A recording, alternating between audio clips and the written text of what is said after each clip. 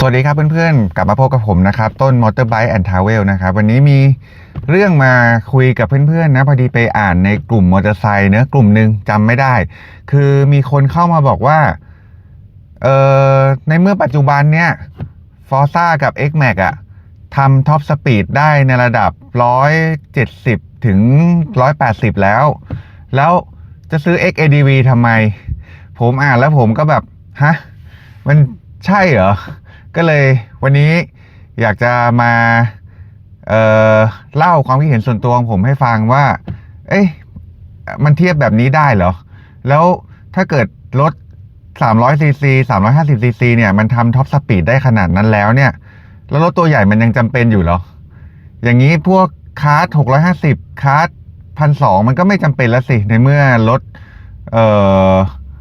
600ซีซี700ซีซีหลายๆคันมันก็ทำความเร็วได้ในระดับ200แล้วมันใช่เหรอไปติดตามฟังกันครับ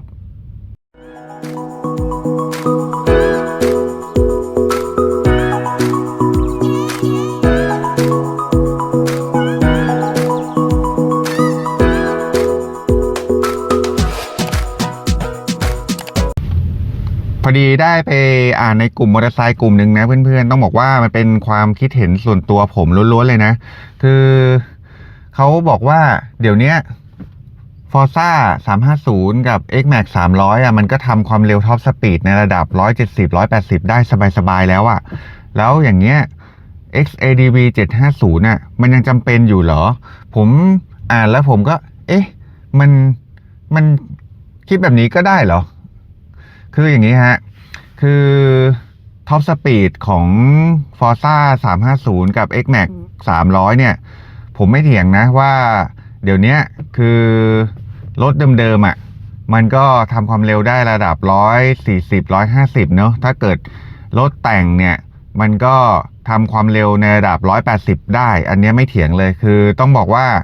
ผมเคยเห็นมาแล้วนะครับตอนที่ไปใต้นะตอนที่ขี่เบิร์กแมนไปใต้เนี่ยก็มี X-Max 300เนี่ยไล่จี้ตูดผมมาด้วยความเร็วน่าจะ160 170ประมาณเป็น10กิโลได้เลยนะคือต้องบอกว่าถ้าเกิดความเร็วลอยๆตัวแล้วเนี่ยคือผมบิดเร่งหนีเนี่ยหนีไม่ออกเหมือนกันต้องบอกว่าเดี๋ยวนี้สำนักแต่งต่างๆเนี่ยแต่ง Forza แต่ง X-Max เนี่ยได้แรงมากๆอันนี้ไม่เถียงเลยฮะที่ความเร็วปลายนะครับเพียงแต่ว่าที่ความเร็วปลายในระดับเนี้ยคือมันไปได้ก็จริงแต่ว่าในการขี่ในความเร็วเนี้ยกว่าจะไปถึงมันมีเรื่องของอัตราเร่งนะซึ่งรถที่ซีซีสูงกว่าเนี่ยอัตราเร่งในการไปถึงความเร็วในระดับเนี้ยมันก็เร็วกว่านะครับเพราะฉะนั้นเนี่ยคือการขี่รถมอเตอร์ไซค์บิ๊กไบค์เนี่ยมันไม่ใช่ว่าเราจะวัดกันที่ความเร็วปลายเสมอไปนะครับมันมีอีกตัวหนึ่งที่เอามาใช้วัดในเรื่องของพละกำลัง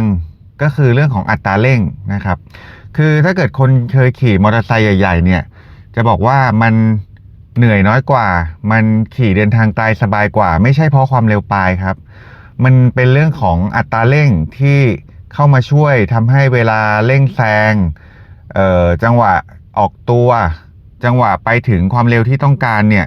เราไม่เหนื่อยจนเกินไปนะครับในการขี่รถท่องเที่ยวเนี่ยโอกาสที่เราจะได้ใช้ความเร็วปลายในระยะทางยาวๆเนี่ยจากประสบการณ์ผมเองนะผมต้องบอกจากประสบการณ์ผมเองนะคือโอกาสที่เราจะได้ใช้ความเร็วปลายเดินทางยาวๆในประเทศไทยเนี่ยน้อยมากครับน้อยมากๆคือตั้งแต่ผมขี่รถมอเตอร์ไซค์บิ๊กไบค์มาเนี่ยน่าจะประมาณสัก 7-8 ปีเนี่ยตั้งแต่ตัวเล็ก300ซีซีไปจนถึงตัวใหญ่ 1,200 เนี่ยผมไม่เคยขี่ถึงความเร็วปลายของรถแต่ละคันที่ผมมีเลยนะครับความเร็วเดินทางเฉลี่ยเนี่ยในการขี่มอเตอร์ไซค์ท่องเที่ยวยาวๆเนี่ยผมจะอยู่แค่120 140เร่งแซงก็160 180ไม่เกินนี้แต่สิ่งที่ทำให้รถตัวใหญ่นะครับ GS 1,200 เทเนเล่1,200 แอฟริกาทวิน มันต่างจากตอนที่ผมขี่รถเล็กๆเช่น CB 500X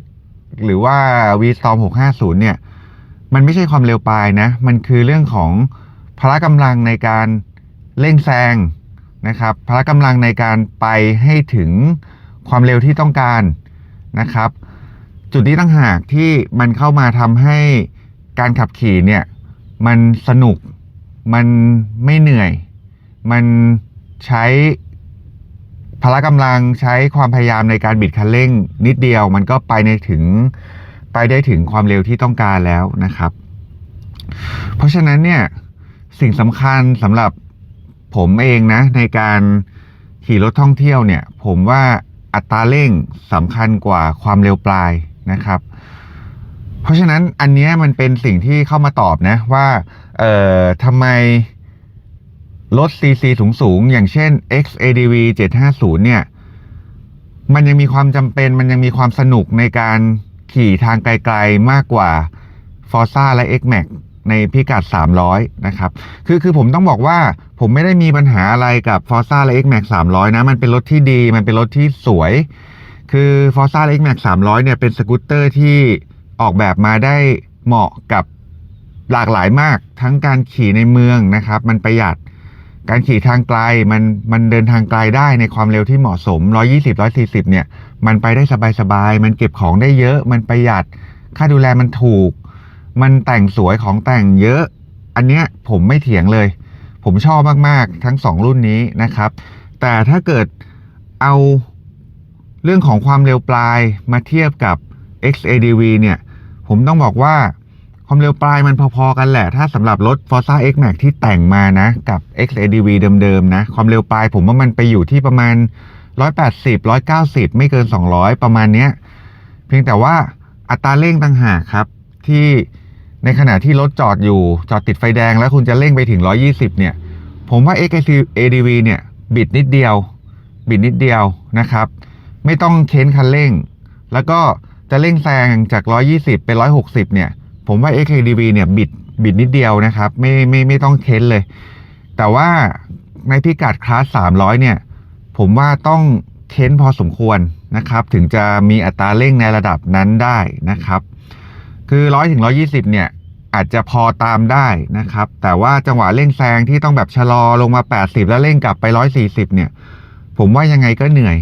นะครับต่อให้แบบทำเครื่องมาแบบจัดเต็มเลยนะจัดเต็มมาเลยยังไงก็เหนื่อยครับคือผมเองก็เคยมีโอกาสได้มี Forza เหมือนกันนะครับคือมันไปได้แหละ140เนี่ยมันไปได้ยาวๆเนี่ยมันไปได้แน่นอนคือแต่ว่ามันต้องใช้ระยะเวลาในการบิดจุดหนึ่งอ่ะคือผมจำไม่ได้ว่ามันกี่วินะแต่ว่ามันต้องใช้เวลาในการบิดแน่นอนนะครับเทียบกับ XADV เนี่ยคืออัตราเร่งเนี่ยต่างกันเยอะมากๆนะครับ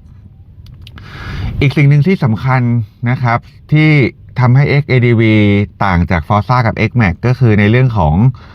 DCT นะครับคือมันไม่ใช่รถสกูตเตอร์ที่แบบมันเป็นสายพานที่เป็นสายพานเป็นแรงเหวี่ยงเนอะเป็นแบบ CVT เนอะคือ XADV เนี่ยมันมีเกียร์แต่ว่ามี Dual Clutch ที่เข้ามาช่วยในการเปลี่ยนเกียร์เราก็ไม่ต้องกำคลัตช์เองนะครับแต่มันเป็นรถที่มีเกียร์เพราะฉะนั้นเรื่องของอัตราเร่งของรถมีเกียร์กับรถ CVT เนี่ยคนละเรื่องนะครับคืออัตราเร่งมันไปได้ดีกว่านะครับความต่อเนื่องมันดีกว่ารถที่ต้องกำคลัตช์เข้าเกียร์เพราะฉะนั้นเนี่ยจะบอกว่ารถสกูตเตอร์ CVT ที่แบบเวลาอัตราเร่งแล้วมันปื๊ดไปทีเดียวเลยต่างจากรถที่มีเกียร์เนี่ยอันนั้นน่ะผมว่ามันต้องไปเทียบกับรถมีคลัตช์คือถ้ารถมีคลัตช์มันต้องเสียเวลากำคลัตช์เข้าเกียร์มันก็จะทำให้ความเร็วมันขึ้นได้ช้าลงเนอะแต่ว่ารถสกูตเตอร์เนี่ยเขาบิดทีเดียวแล้วเขาก็ปื๊ดแต่ว่าถ้าเทียบกับ DCT ของ XADV เนี่ยมันคนละเรื่องคืออันนั้นก็บิดทีเดียวแล้วมันเปลี่ยนเกียร์เร็วมากแล้วอัตราเร่งเนี่ยมันต่างกันนะครับเพราะฉะนั้นเนี่ยเทียบกันไม่ได้เลยคือเทียบอัตราเร่งกันอ่ะเทียบไม่ติดเลยดีกว่านะครับเรื่องของการขึ้นเขาลงเขาเนี่ยพอมีเกียร์ DCT เนี่ยเข้ามาช่วยเนี่ยมันต่างจากรถพวกสกูตเตอร์สายพานเยอะมากครับคือรถสกูตเตอร์สายพานพอขึ้นเขาลงเขาเนี่ยพละกำลังอัตราเร่งหายไปหมด นะครับและยิ่งลงเขาเนี่ยอันตรายมากคือถ้าเกิดใครไม่ชำนาญในการขี่รถสายพานแล้วไปขี่ลงเขาเนี่ยต้องระวังเพราะว่ามันจะกลายเป็นเหมือนกับคลัตช์มันไม่จับอ่ะมันจะฟรีลงเราต้องใช้เบรกประคองนะครับถ้าคนแบบไม่เก่งๆรถมีคลัตช์เนี่ยต้องระวังอย่างมากต่างจากรถ DCT คือมันมีเกียร์มันสามารถเล่น engine brake ได้มันเข้าเกียร์ได้มันลดเกียร์ได้มันเชนเกียร์ได้มันปรับเกียร์ต่ำได้แต่พวกรถสกูตเตอร์สายพานเนี่ยมันปรับเกียร์ต่ำไม่ได้นะครับสิ่งนี้คือสิ่งที่ต่างมากๆในความคิดเห็นของผมนะเพราะฉะนั้นเนี่ยผมคิดว่าถึงแม้รถระดับพิกัด300 cc 350 cc เนี่ยมันไปแต่งจนมันทำความเร็วได้ในระดับ180 190เนี่ยผมว่ายังไงมันก็ยังเอามาเทียบกับรถในระดับพิกัดกลางหรือรถใหญ่ไม่ได้นะครับอัตราเร่งที่ต่างกันมันทำให้ความสนุกในการขับขี่ความเหนื่อยล้าในการขับขี่เนี่ยมันต่างกันเยอะ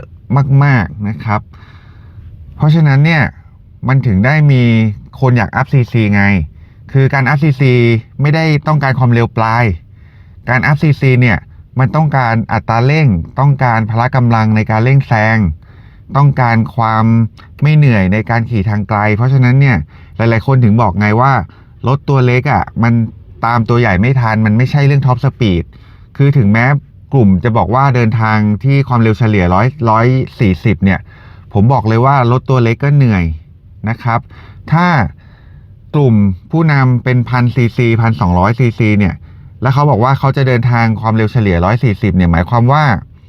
ตอนที่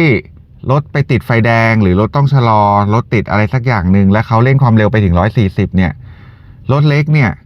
จะต้องเค้นความเร็วไปถึง140ซึ่งมันเหนื่อยกว่ามากแล้วถ้าเจอการชะลอบ่อยๆแล้วก็เร่ง140ชะลอแล้วก็เร่ง140เนี่ยคือรถเล็กเนี่ยมันจะเหนื่อยมากๆถ้าเกิดใครเคยขี่รถเล็กแล้วตามท้ายขบวนรถใหญ่อ่ะความเหนื่อยล้ามันต่างกันเยอะมากๆจริงๆครับคือรถซีซีใหญ่มันเข้ามาช่วยตรงนี้มันไม่ได้บอกว่าซื้อรถ1,200แล้วคือสมมุติว่าคุณขี่500คุณขับความเร็วเฉลี่ย140แล้วคุณแบบขี่160มันทำได้อยู่แล้วแต่ไม่ได้หมายความว่าคุณเพิ่มซีซีมาเป็น1,000คุณจะต้องขับ180ตลอดถ้าคุณเพิ่มเป็น1,200คุณต้องขับ200ตลอดไม่ใช่ครับมันก็ยังอยู่140เหมือนเดิมมันคือความเร็วเดินทางแต่ว่าอัตราเร่งในการขึ้นไปถึง140เนี่ยแหละที่มันต่างกันมากนะครับโอเคทั้งหมดทั้งมวลอันนี้เป็นความเห็นส่วนตัวของผมนะคือไม่ได้บอกว่ารถซีซีน้อยไม่ดีหรือรถซีซีใหญ่มันดีนะไม่เกี่ยวนะครับมันอยู่ที่ว่าโจทย์ของคุณคืออะไรและคุณมีความพร้อมมากแค่ไหนถ้าโจทย์ของคุณคือความเร็วเดินทางรถซีซี500ซีซี300ซีซีมันก็ไปได้นะครับแต่ถ้าโจทย์ของคุณคือคุณต้องการเดินทางกับรถตัวใหญ่ๆที่มีอัตราเร่งดีคุณอาจจะเหนื่อยหน่อยถ้าเกิดคุณเป็นซีซีน้อยๆไม่ได้บอกว่าไปไม่ได้แต่คุณจะเหนื่อยนะครับถ้าเกิดใครเคยอัพซีซีมาจะรู้ว่า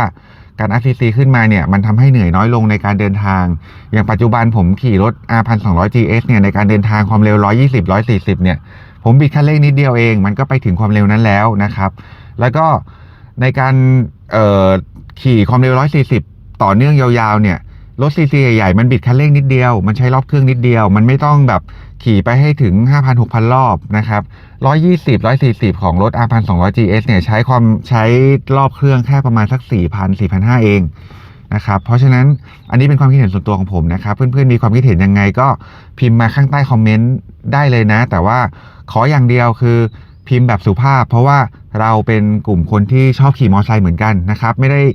ได้แย้งหรืออะไรนะเป็นแค่การแสดงความคิดเห็นส่วนตัวเพื่อแบ่งปันแชร์กันในมุมมองที่หลากหลายเนอะโอเค